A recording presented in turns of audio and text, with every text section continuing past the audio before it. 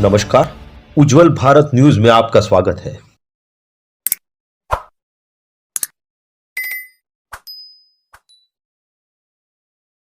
नमस्कार।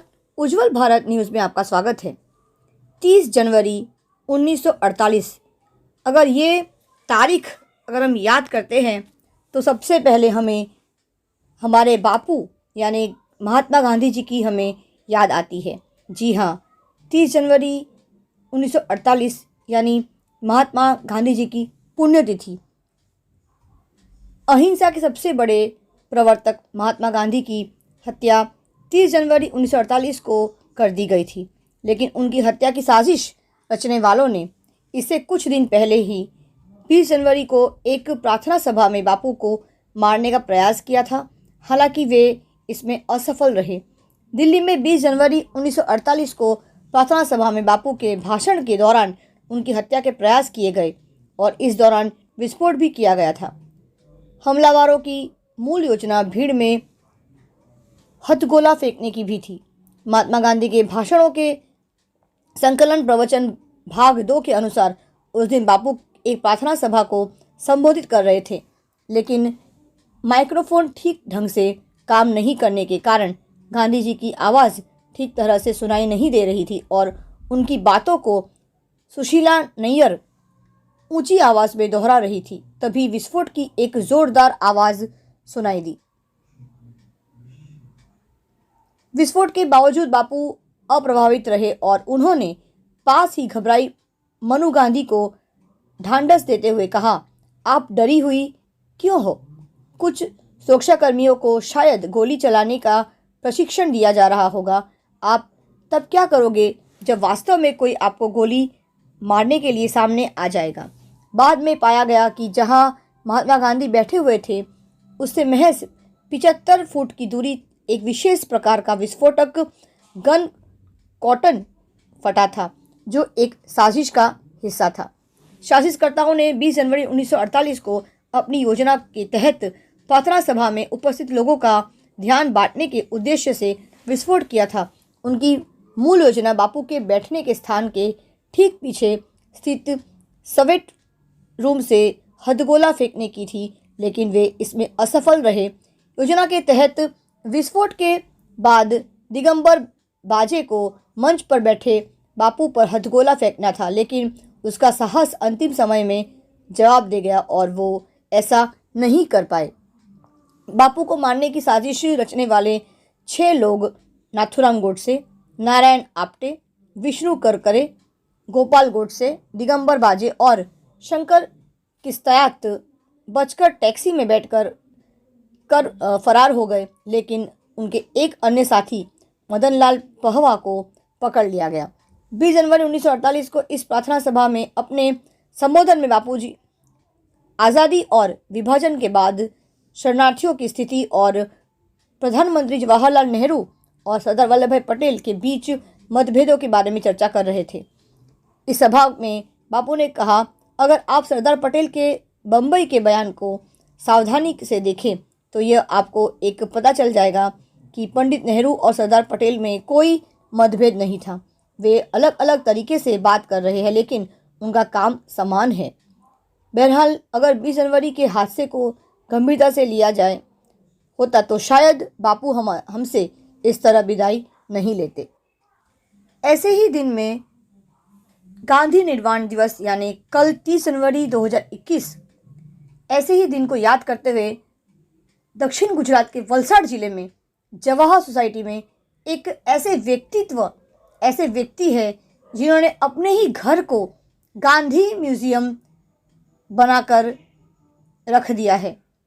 उनका घर नहीं, उनका घर एक बहुत ही सच्चा गांधी जी को स्मरण करता हुआ, एक गांधी जी की सारी स्मृति को संभाल कर संजो कर रखने वाला एक म्यूजियम है। जी हाँ, मैं बात कर रही हूँ धनसुख भाई मिस्त्री, जो दक्षिण गुजरात के वलसाड ज़िले के वतनी हैं। उन्होंने अपने ही घर में गांधी जी की हर चीज़ वस्तुओं को बहुत ही प्यार से संजो कर संभाल कर रखा है और उनके अपने घर को ही गांधी म्यूजियम की तरह बनाकर रखा है। आइए सुनते हैं उनके ही शब्दों में धनसुख जी गांधी जी के बारे में क्या कहते हैं, उन्होंने किस प्रकार से अपने ही घर को गांधी म्यूजियम का परिरूप या रूप दिया है। आइए जानते हैं उन्हीं के शब्दों में। उज्जवल भारत न्यूज, देश की प्रखर आवाज, संवाददाता सीमा भट्टाचार्य के साथ कैमरामैन एडिटर पवन सिसोदिया। घर पे रहिए, सुरक्षित रहिए। धन्यवाद। धनसुख भाई मिस्त्री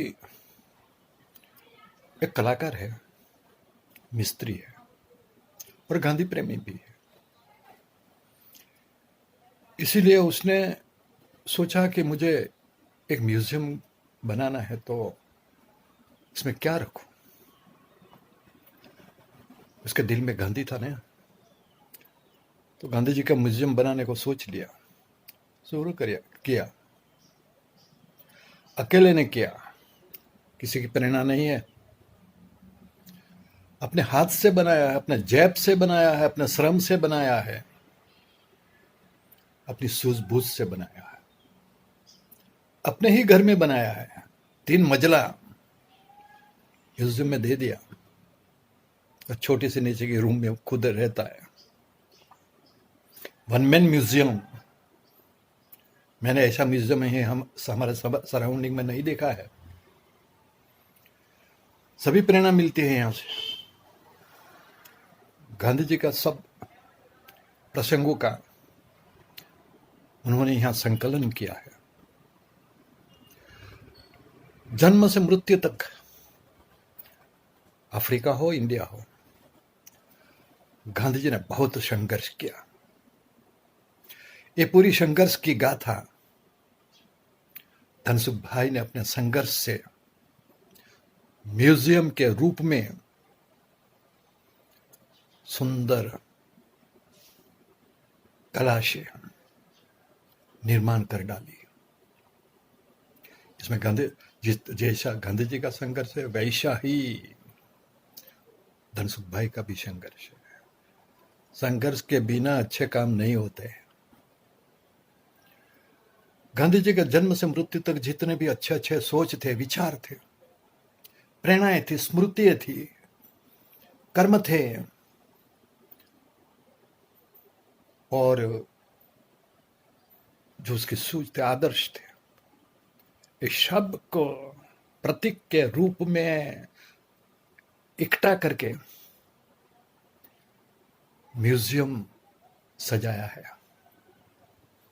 अलग अलग डिपार्टमेंट में अलग अलग बातें बताई गई है। आप देखोगे तो पता चलेगा। ये शगना होती है। आप सबको राम राम। मेरी उम्र 72 साल की है और मैंने जब से होश संभाला है बापू का जीवन जी रहा हूँ। लोग मुझे बापू का पुनर्जन्म तक कहते हैं। मैं देश के कोने कोने में जाकर बापू के संदेश को पहुंचाता हूं। सारे टेलीविज़न चैनल और समाचार पत्र मेरी सहायता करते हैं। मैं उन सबको धन्यवाद कहना चाहता हूं, उनका नमन करता हूं। इस साल मेरा प्रोग्राम गांधी म्यूजियम वालशाड़ आने का था, जो कोरोना के चलते कैंसिल करना पड़ा। मैं म्यूजियम के संस्थापक श्री धनसुख मिस्त्री का धन्यवाद देना चाहता हूं, जिन्होंने न केवल एक सुंदर म्यूजियम का सपना देखा बल्कि उसे साकार करके दिखाया, और वो भी बिना किसी सरकारी या गैर सरकारी सहायता की। मैं सरकार से निवेदन करता हूं कि श्री मिस्त्री को उनकी निस्वार्थ सेवा के लिए उचित सम्मान देना चाहिए। जय हिंद।